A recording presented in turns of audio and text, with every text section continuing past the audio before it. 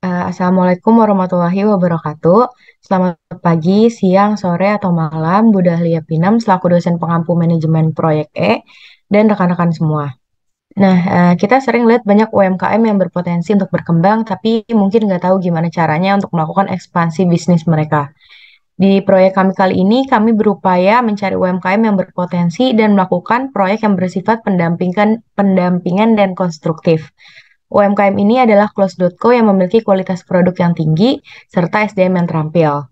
Untuk mengetahui lebih lanjut mengenai proyek kami, izinkan kami memaparkan proposal proyek yang berjudul Proyek Optimalisasi Unit Usaha Close.co menggunakan metode CPM, evaluasi 360 derajat, dan digitalisasi demi perkembangan yang optimal.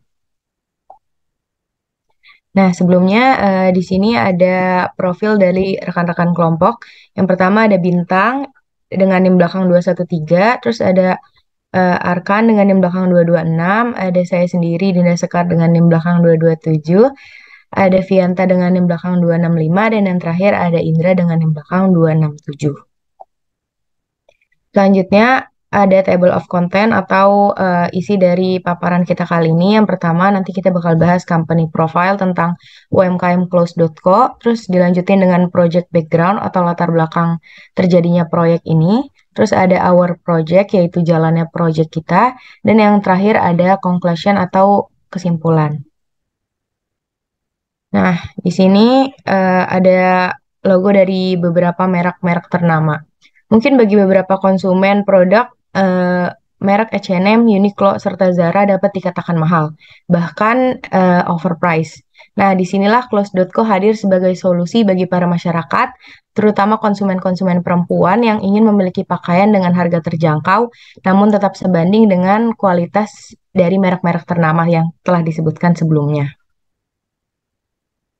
Oke, sekarang kita geser ke story berdirinya Close.co. Di sini ada sekilas cerita tentang Close.co. Close.co ini didirikan oleh Rizky Adinan dan Aulia Rahma. Nah, Close.co ini berdiri pada tahun 2020, yang mana terjadinya pandemi COVID. Pada saat itu juga adanya penurunan kegiatan ekonomi. Namun, dengan melihat berbagai peluang utama seperti lokasi yang strategis, Close.co mampu membuktikan bahwa mereka mampu bertahan hingga saat ini, bahkan menjual ribuan produk. Hal ini juga tak luput dari implementasi ilmu-ilmu manajemen yang para owner miliki.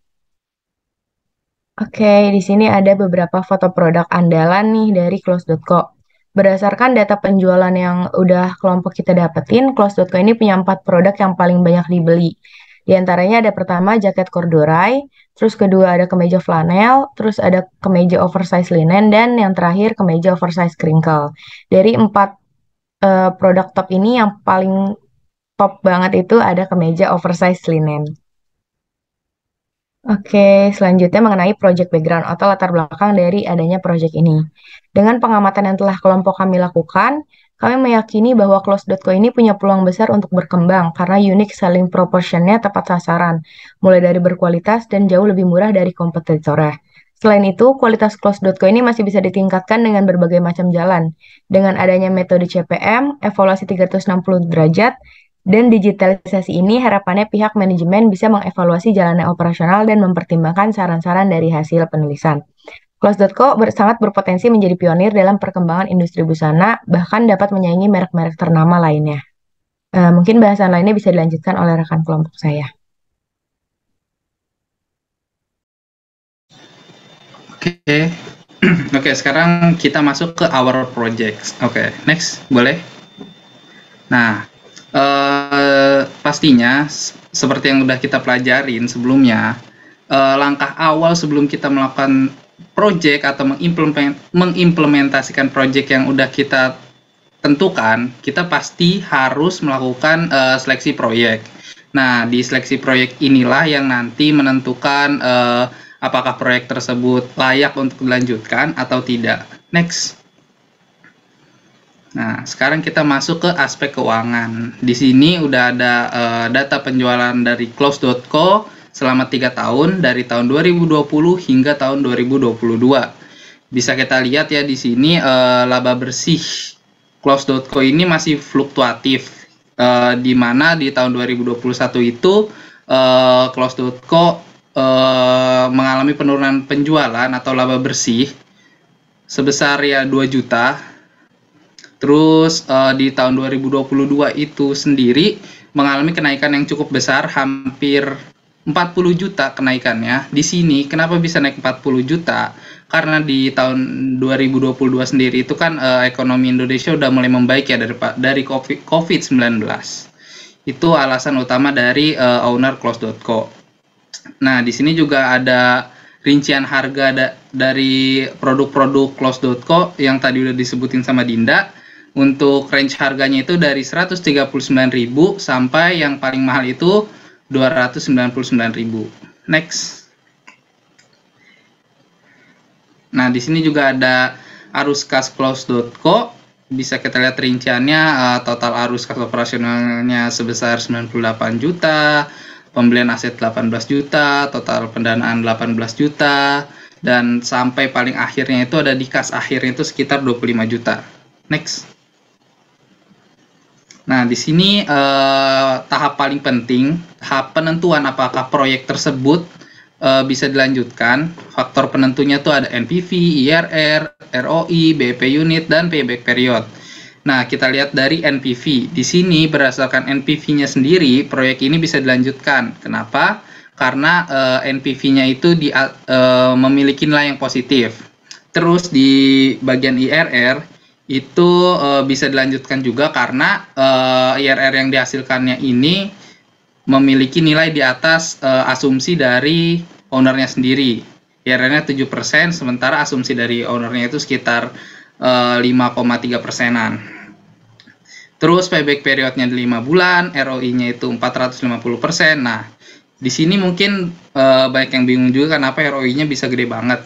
Seperti yang udah kita lihat dari rincian laba bersih selama 3 tahun tersebut, itu ternyata si owner ini cuman melakukan investasinya tuh tidak sebesar yang ada di pikiran orang-orang. Katanya tuh investasinya dikit banget, sementara laba bersih yang didapatnya itu gede banget. Itu kenapa bisa ROI-nya sebesar ini. Terus BEP unitnya ini kita ambil dari rata-rata 4 produk tersebut yang menghasilkan nilai sebesar 60 piece. Bisa dilihat di sini bawahnya ada kemeja oversize flannel BEP yang 55, corduroy jacket itu 37, oversize linen dan oversize linen itu 71 dan oversize crinkle itu 76. Next. Nah, di sini kita juga melakukan forecasting penjualan yang mana di tahun 2023 kita asumsikan atau berdasarkan perhitungan yang sudah kita dapat menggunakan least square itu di 2023 tuh Close.co bakal mengalami peningkatan penjualan. Di sini bisa kita lihat peningkatannya lebih dari 300 pieces. Di sini juga ada chart yang udah kita sajikan. Next. Nah, di sini sekarang rincian dari forecasting kita sendiri. Untuk kemeja flanel itu bisa target di 2023 atau asumsi kita itu di 329 pieces. Terus kemeja crinkle ini 137. Next. Untuk corduroy jacketnya itu 32 dan kemeja linennya sendiri itu 544 pieces. Next. Oke, di sini forecasting penjualan dari keempat produk tersebut berdasarkan forecasting yang telah kita lakukan di tahun 2023, Close.co itu bisa menghasilkan laba bersih senilai 123 jutaan, 130 jutaan lah. Ini bisa dilihat di sini, udah kita cantumkan data detailnya, ada omsetnya, bebannya, keuntungan dari tiap produk. Setelah kita hasilkan, kita jumlahkan, itu memunculkan laba bersih sebesar Rp123.885.407. Next. Nah, sekarang di aspek pasar akan dilanjutkan oleh teman saya. Oke, selanjutnya ini ada studi kelayakan aspek pasar. Sistematika proses pengkajian aspek pasar ini ada 4. Yang pertama itu asesmen situasi, Langkah pertama dalam proses pengkajian aspek pasar adalah melakukan penilaian menyeluruh tentang situasi pasar saat ini. Dengan menggunakan analisis SWOT, kami dapat menemukan pemahaman terkait kondisi pasar dan perubahan yang mungkin terjadi di masa depan. Kekuatan utama yang dimiliki Close.co dalam melangsungkan kegiatan usahanya terdapat pada kualitas produk dan harga yang bersaing. Kualitas produk yang dimiliki Close.co dapat dibuktikan dari pemakaian bahan pakaian hingga detail-detail pakaiannya seperti pada pola jahitan maupun kancing baju yang digunakan. Adapun beberapa kelemahan utama yang dimiliki Close.co dalam menjalankan kegiatan usahanya. Yang pertama adalah keterbatasan biaya produksi dan sumber keuangan, namun hal tersebut masih bisa diatasi dengan memanfaatkan teknologi yang ada untuk menekan biaya operasional. Kemudian kelemahan lainnya adalah belum meratanya penjualan produk yang masih terpusat di beberapa wilayah tertentu dan belum begitu meluas. Adapun beberapa peluang yang mendorong Close.co untuk mampu berkembang dan dapat bersaing dengan brand ternama lainnya. Yang pertama adalah kondisi pasar yang masih luas, permintaan atas kebutuhan busana tidak akan pernah hilang karena pakaian adalah kebutuhan pokok yang digunakan sehari-hari. Kemudian peluang yang kedua adalah karena adanya peningkatan pada teknologi media sosial dan e-commerce dari segi pemakaian maupun kekuatan. Adapun juga hambatan ataupun ancaman yang dialami oleh perkembangan usaha dari Close.co. Salah satu ancaman terbesar yang harus dihadapi adalah banyaknya kompetitor usaha yang mulai dari pesaing baru maupun pesaing dari brand-brand ternama lokal maupun internasional. Memang bidang yang digeluti Close.co memiliki target pasar yang sangat luas, namun dari situlah persaingan yang datang juga semakin luas juga. Ancaman yang kedua juga adalah adanya hambatan dalam distribusi operasional. Kemudian ancaman berikutnya berasal dari kebijakan pemerintah, perekonomian Indonesia yang tidak stabil, dan nilai tukar rupiah. Setelah asesmen situasi, langkah selanjutnya adalah menyusun program pengkajian yang terstruktur. Program ini mencakup rencana langkah-langkah yang akan diambil untuk mengumpulkan data dan informasi yang diperlukan untuk analisis pasar. Di awal perkembangannya, Close.co mengusung ide pakaian remaja wanita yang sederhana dan berkualitas. Ide tersebut diambil dari hasil benchmark dengan perusahaan-perusahaan besar seperti Uniqlo, H&M, hingga Zara sekalipun. Benchmark yang dilakukan pun bukan hanya ide, namun bahkan hingga kualitas pun dipelajari sedemikian rupa. Dalam tahap penyusunan rencana produksi, Close.co dan CV UDA melakukan proses pertukaran ide atau brainstorming bersama untuk menentukan rencana produksi yang akan dilakukan oleh kedua belah pihak. Penyusunan rencana tersebut dilakukan untuk mengatur jadwal produksi setiap produk yang diminta oleh Close.co agar sesuai target kedua belah pihak, serta merupakan upaya menjaga kualitas produk yang dihasilkan. Pemasaran dan penjualan Close.co saat ini masih berbasis daring melalui pemanfaatan berbagai platform teknologi informasi yang ada. Teknologi informasi yang dimanfaatkan oleh Close.co antara lain Instagram, TikTok, hingga optimasi Shopee sebagai landing page penjualan utama. Setelah program pengkajian disusun, langkah selanjutnya adalah mengumpulkan data dan informasi sesuai dengan rencana yang telah ditetapkan. Close.co merupakan unit UMKM yang sangat kreatif dan berbasis digital. Oleh karena itu, saat ini pengadaan difokuskan pada pengembangan aset teknologi dan digital seperti pembelian laptop atau komputer untuk memudahkan manajemen dalam menghasilkan konten hingga pengadaan gawai-gawai terkait untuk meningkatkan kualitas pelayanan digital Close.co. Di dalam sektor produksi, Close.co bekerja sama dengan Civiuda dalam mengolah bahan-bahan menjadi produk yang berkualitas. Proses pengolahan tersebut menggunakan mesin jahit otomatis yang dioperasikan oleh sumber daya yang terampil dari pihak Civiuda. Pengelolaan sumber daya manusia pada unit UMKM ini sangat baik, walaupun Close.co masih dalam lingkup kecil yang beranggotakan 2 orang pemilik dan 2 orang karyawan magang. Mekanisme menghargai sumber daya manusia telah dilakukan. Close.co senantiasa membayar beban-beban yang ada di setiap kegiatan, sehingga para pelaku di dalam usaha senang karena merasa dibiayai dan dihargai. Setelah data terkumpul, langkah terakhir dalam proses pengkajian aspek pasar adalah menganalisis data dan membuat peramalan. Kualitas Close.co dapat menyaingi merek-merek internasional karena memang dasar benchmark yang dilakukan oleh manajemen merupakan merek-merek seperti Uniqlo, Zara, hingga H&M. Dengan kualitas yang sangat tinggi, Close.co mampu menjual di harga yang jauh di bawah merek-merek tersebut. Close.co juga menekankan pada size chart yang telah disurvei sedemikian rupa sehingga cocok di postur badan orang Indonesia. Selain itu, pemilihan warna hingga hal-hal pelengkap yang berbeda dibanding merek-merek lain menjadi nilai jual tersendiri bagi Close.co. Bisa di next.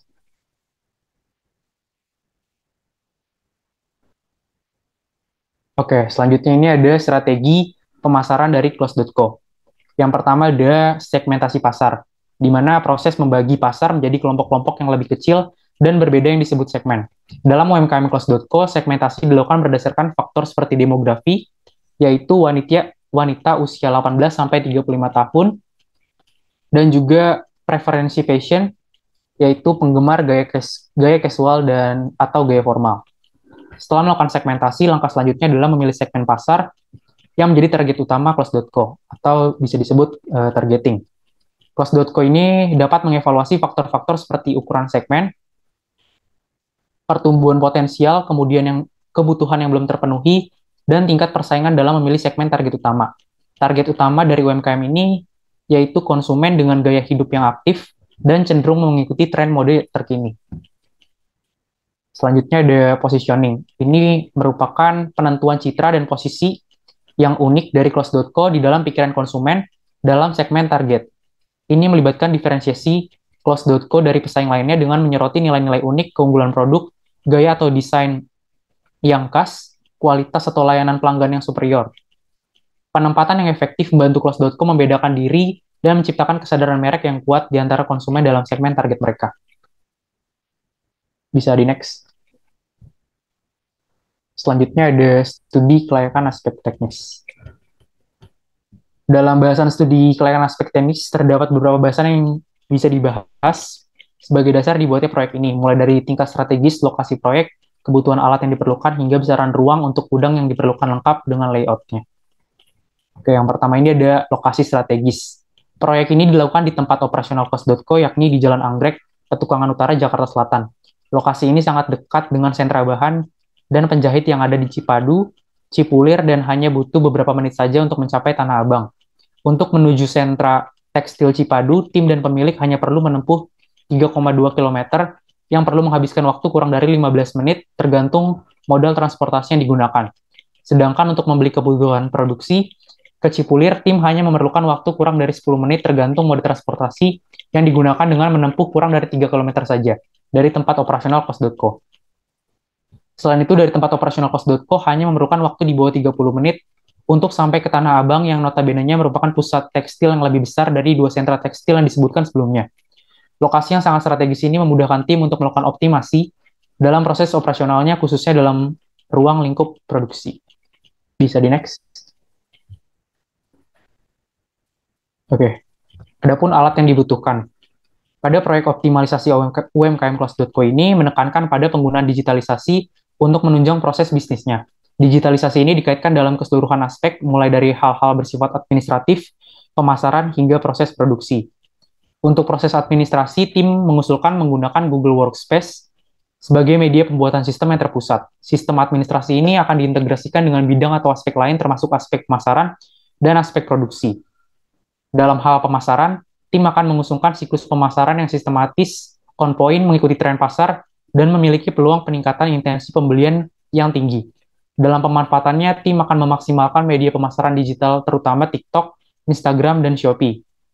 Secara garis besar, tim pemasaran akan memanfaatkan sistem administrasi yang dibuat dan dikonversi sesuai kebutuhan pemasaran seperti untuk keperluan kalender konten, hingga sistem kontrol yang terkait konten yang dibuat, baik konten yang pemasaran organik maupun berbayar. Untuk bahasan produksi menjadi satu-satunya bahasan yang memerlukan kegiatan luring, namun dalam bahasan produksi, tim dan pemilik sepakat untuk tidak berinvestasi dalam pengetahuan penjahit secara teknis dan pengadaan alat menjahit tersebut karena biaya ekonomis dan waktunya yang belum worth it untuk kondisi usaha saat ini. Oleh karena itu, biaya dalam hal pengadaan aset tetap dapat ditekan walau diperlukan aset tetap lain, seperti motor untuk menunjang operasional dan laptop untuk mengakomodir kebutuhan digital. Bisa di next. Oke, selanjutnya di sini ada layout office. Bisa di next. Tim kami mengajukan kepada owner ruang gudang sekaligus kantor Close.co dengan kapasitas 4 lemari, 1 meja dan kursi, dan 1 sofa. Ini dibuat dalam ruangan dengan lebar 3 meter dan panjang 5 meter. Ruangan ini bisa menampung kapasitas penyimpanan lebih dari 1000 pieces produk Close.co dan bisa menampung 4 orang tim dengan proper apabila akan diadakan diskusi. Lemari sengaja dipisah menjadi 4 bagian untuk mempermudah klasifikasi barang. Per bagian akan diisi oleh satu jenis barang seperti linen, crinkle, flanel, atau jaket corduroy. Sistem penyimpanan yang kami ajukan ialah LIFO atau last in and first out. Metode ini digunakan untuk mempermudah pengambilan dan kontrol kualitas. Tim menginginkan barang yang terbaru dengan kualitas terbaik untuk konsumen. Bisa di next. Oke, untuk selanjutnya akan dijelaskan oleh rekan saya. Oke, selamat malam semuanya. Di pembahasan selanjutnya kita bakal lebih detail membahas terkait sistematika dalam proyek kita itu seperti apa. Nah, kita menggunakan untuk mendefinisikan proyek kita itu seperti apa, kita menggunakan alur proyek berbasis critical path method. Critical path method itu nanti dia bisa menganalisis jaringan, kegiatan, atau aktivitas-aktivitas pada saat jalannya proyek yang bertujuan untuk memperkirakan durasi total proyek. Karena kita udah tahu nih jalur kritisnya mana, kan critical path method, kritis dong. Jadi kita tahu mana yang bisa kita optimalisasi, kita efektifkan dari segi biaya dan waktu. Oke, next. Nah, ini tabel proyek kita. Setidaknya ada 29 kegiatan yang bakal kita lakukan. Ini baru sampai O, nanti ada sampai Z, AA, BB, CC gitu. Mungkin boleh next. Nah, ini sampai CC, ini kurang lebih ada 29 kegiatan. Next. Nah, ini detailnya. Untuk kegiatan A itu namanya pembentukan tim. Kita diawali pembentukan tim karena kita pengen nyesuaiin dulu kebutuhan proyek ini apa, tim yang dibutuhin itu seperti apa. Nah, baru setelah itu kita buat sistem administrasi dan rencana umum.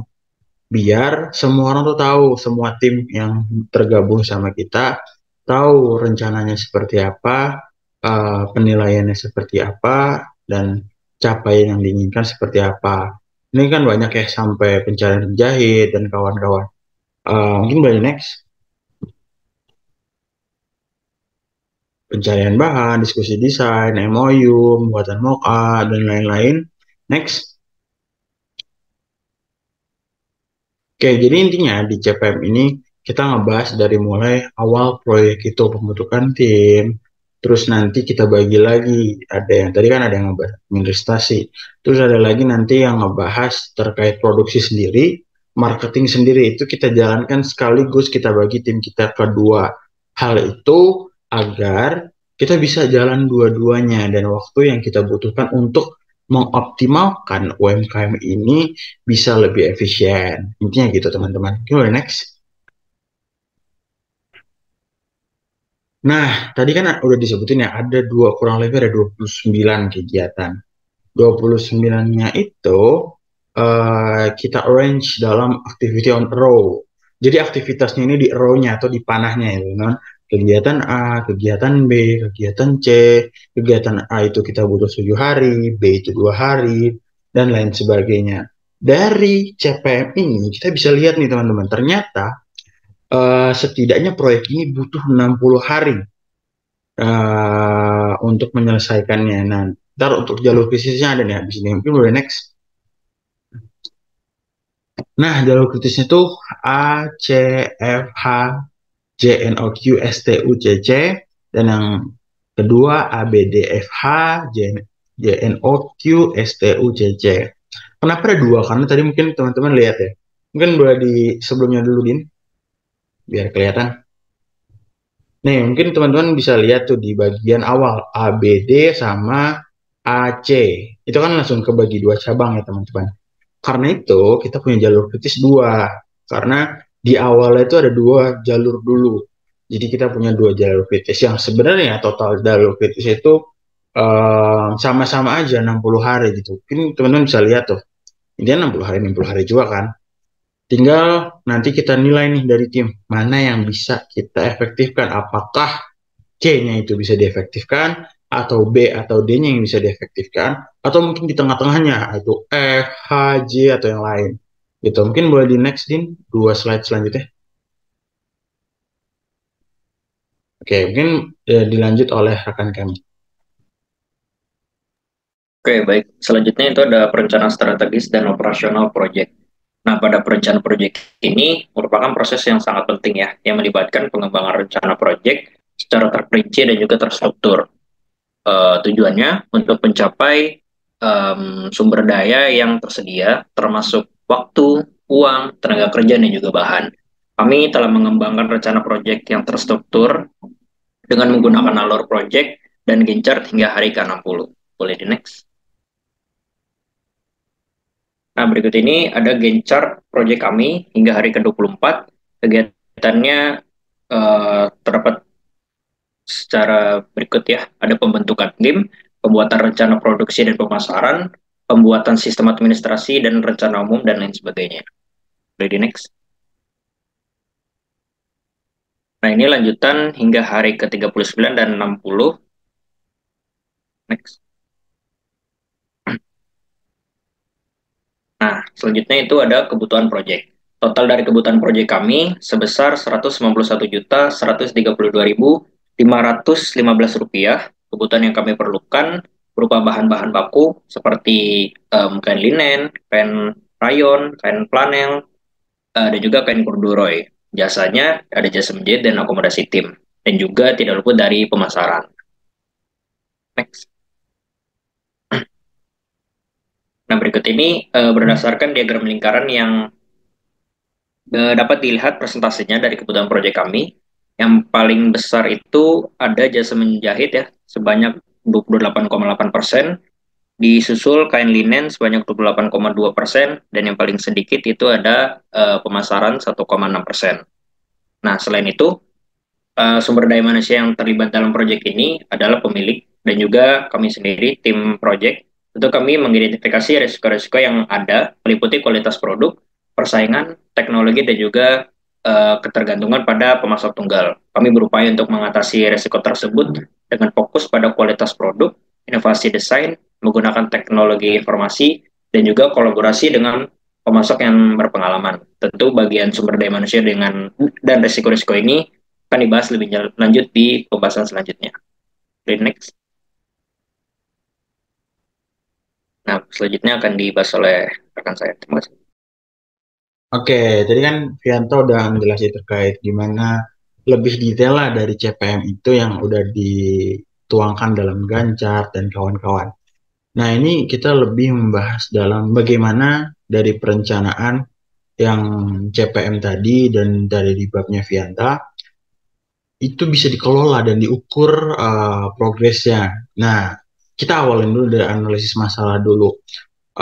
Pokok dari proyek ini itu sebenarnya masalahnya Klaus.co ya, karena dia kurang SDM, dia jadinya nggak terlalu tersistem, operasionalnya by feeling, terlalu insidental dan kawan-kawan, sehingga growth-nya si Klaus.co ini kurang, walaupun di tahun pertama itu dia bisa jual ribuan pieces, tapi kalau misalnya kita punya sistemnya, UMKM ini bisa lebih gede gitu growth-nya karena unique selling proposition-nya juga kuat.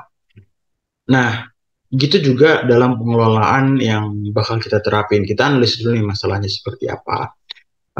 Misalnya dalam realisasi ternyata Bintang sama Indra punya clash gitu. Kita analis dulu clash ini kenapa gitu. Atau misalnya Vianta dengan supplier bahannya ada clash. Kenapa gitu. Atau misalnya bahan ini lama datangnya, ini kenapa gitu. Nah, setelah kita tahu masalahnya, kita rencanakan gimana caranya. Baiknya kita mitigasi ya, tapi kalau misalnya udah kejadian ya gimana caranya kita solve gitu, bukan lagi mitigasi. Perencanaannya gimana. Setelah kita selesaikan itu masalah, kita coba awasin terus apakah bakal terjadi atau enggak, dan nantinya kita masuk di bab terakhir, evaluasi gitu. Di evaluasi ini kita punya 2 kuadran. Kenapa 2 kuadran? Karena kita pengen proyek kita nggak terlalu ribet sebesar company, tapi kita pengen evaluasi yang kita dapetin itu sefaktual mungkin dan kita bisa jadi masukan baik buat kita sendiri, buat Close.co sendiri. Kan kita nggak tahu tiba-tiba teman-teman kita punya usaha, dan masukan-masukan ini yang bisa kita jadiin pelajaran untuk mengembangkan sistem selanjutnya. Kuadran pertama itu tentang kuantitatif.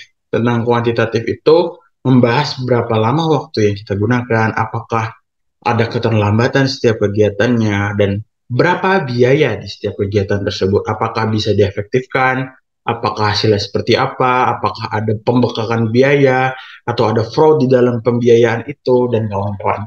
Nah, kalau terkait kuadran kedua, yaitu kuadran kualitatif, mungkin nanti lebih detailnya bagian Vianta juga yang bakal ngejelasin. Kualitatif itu kita menggunakan metode manajemen kinerja, yaitu evaluasi 360 derajat, di mana kita berusaha mencari kritik dan saran, masukan, penilaian dari setiap stakeholder yang ada di proyek ini. Bisa itu Dinda, bisa itu Indra, bisa itu Bintang, bisa itu Vianta, bisa itu supplier bahan, penjahit, semuanya kita mintain feedback. Buat apa ya tadi? Buat pembelajaran kita, buat pembelajaran close.com. Mungkin nanti lebih detailnya bakal Vianta yang lebih jelasin. Mungkin boleh next. Selanjutnya bakal dibahas oleh rekan kami. Oke, sebelumnya udah dijelasin oleh rekan saya mengenai penjabaran dari kebutuhan proyek. Nah, selanjutnya di sini mengenai pendanaan dari proyek. Pendanaan proyek kali ini tuh sumbernya kita bagi dua, yaitu ada dari modal pribadi dan ada dari pinjaman bank, yang mana pada kali ini kita menggunakan pinjaman kredit usaha rakyat dari Bank Rakyat Indonesia atau BRI. Nah, untuk presentasenya masing-masing itu 80% dari modal pribadi, yang mana kalau kita jabarkan dari kebutuhan proyek yang 191 juta 132 ribu rupiah, itu berarti sekitar 152 juta 906 rupiah. Nah, sedangkan untuk pinjaman dari Bank BRI-nya itu 20% dari kebutuhan proyek, yaitu sebesar 38.226.503 dengan bunga 6% dan tempo pinjaman 3 tahun lamanya. Nah, kenapa sih presentasinya tuh 80% sama 20%? Mungkin presentase dari pinjamannya kecil banget karena seperti yang kita tahu Close.co ini masih di ranah UMKM yang mana belum memiliki aset yang banyak, jadi tidak bisa dijadikan agunan. Nah, makanya pinjamannya juga masih terbatas. Dan dari pinjaman ini dihasilkan udah diketahui kalau WACC-nya itu di sekitar 7%. Nah, selanjutnya mungkin bisa dilanjutkan rekan saya.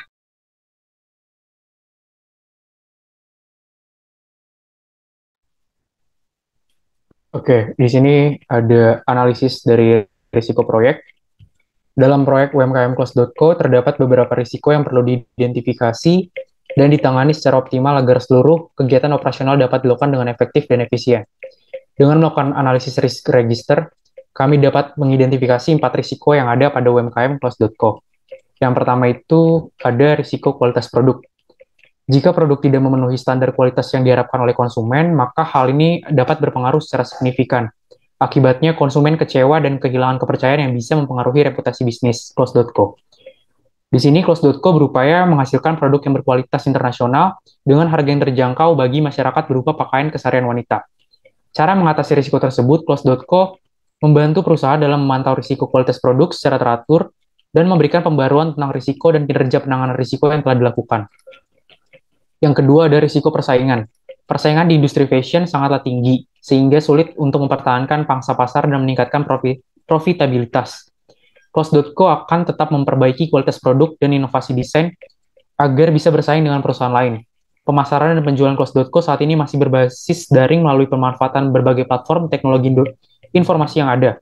Teknologi informasi yang dimanfaatkan oleh Close.co antara lain Instagram, TikTok, hingga optimasi Shopee sebagai landing page penjualan utama. Selain melakukan pemasaran terus-menerus, Close.co juga berkomitmen menjaga kualitas produk untuk menumbuhkan loyalitas konsumen. Ketiga ada risiko teknologi.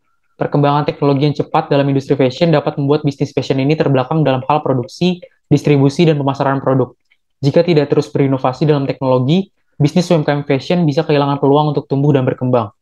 Close.co memanfaatkan teknologi informasi berupa Instagram, TikTok, hingga optimasi Shopee sebagai landing page penjualan utama. Hal ini dilakukan untuk meningkatkan awareness merek secara konsisten. Namun, hal ini belum bisa dioptimalkan karena sumber daya manusia Close.co masih terbatas. Nantinya, Close.co akan mengoptimalkan Instagram terlebih dahulu. Seiring berkembangnya merek, maka pelebaran organisasi akan dilakukan untuk mengefektifkan siklus operasional, sehingga perkembangan akan semakin cepat dilakukan. Yang terakhir ada risiko pemasok. Ketergantungan pada pemasok tunggal dapat membuat Close.co sangat rentan terhadap perubahan harga bahan baku dan kekurangan pasokan yang bisa berdampak pada kualitas dan waktu produksi. Tempat produksi unit Close.co akan berkolaborasi dengan CV Uda yang bergerak di bidang konveksi dan pembuatan busana.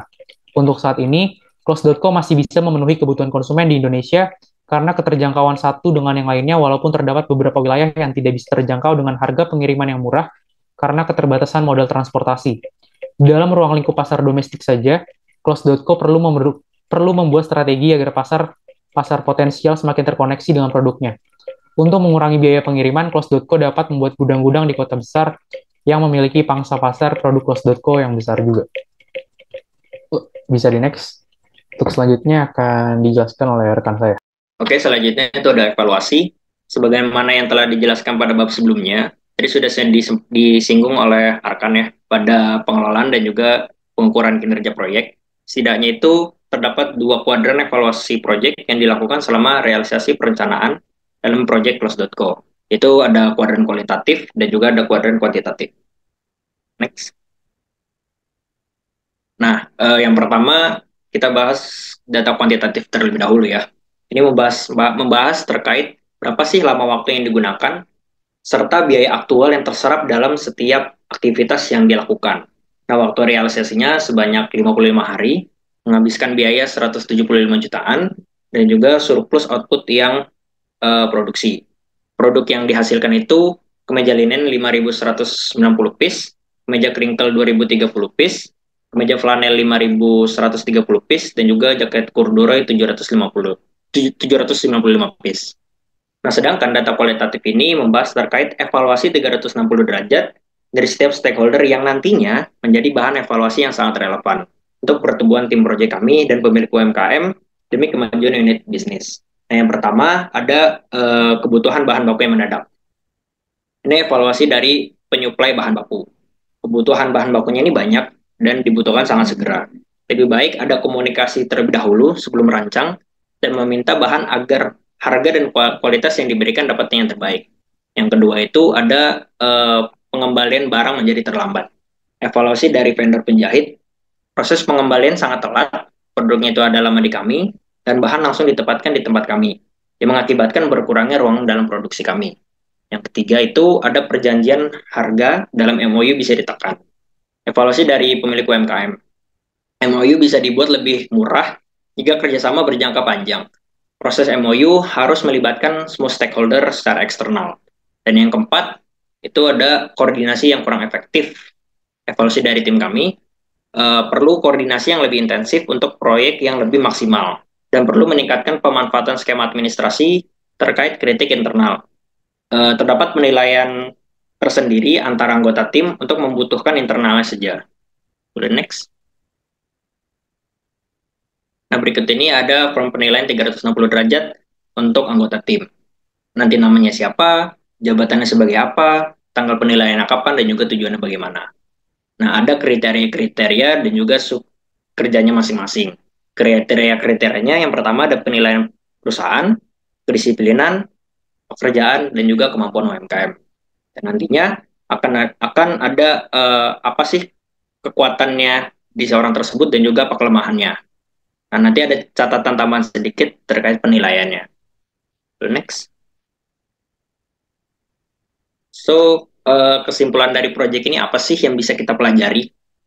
Nah, dari melalui penerapan CPM dan rangkaian teori yang direncanakan, operasional Close.co berhasil meningkatkan optimalisasinya dengan mengamati alur proyek dan Gantt chart yang ada. Terlihat bahwa waktu dan biaya dapat ditekan dari perencanaan awal. Misalnya dalam proyek optimalisasi unit usaha Close.co menggunakan metode CPM, evaluasi 360 derajat, dan digitalisasi demi perkembangan yang optimal. Kami berhasil mengurangi waktu realisasi hingga 5 hari pada beberapa kegiatan, padahal yang sebelumnya mencapai 60 hari. Selain itu, biaya yang semula direncanakan mencapai 190 jutaan, namun dengan diskon dan negosiasi yang dilakukan, biaya sebenarnya hanya 170 jutaan. Sehingga surplus biaya sebesar 15 jutaan sudah dapat dialokasikan kembali. Dengan demikian, penerapan CPM dan pengelolaan yang tepat dapat meningkatkan efektivitas operasional Close.co di berbagai unit usaha. Next.